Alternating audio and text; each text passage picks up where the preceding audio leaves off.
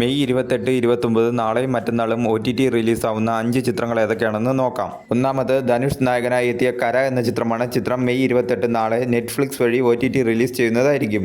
April 30-നാണ് ഈ ചിത്രം release ചെയ്തത്. ആക്ഷൻ ത്രില്ലറായി ഒരുങ്ങിയ ചിത്രം തിയേറ്ററുകളിൽ ഒരു പരാജയമായി മാറുകയായിരുന്നു.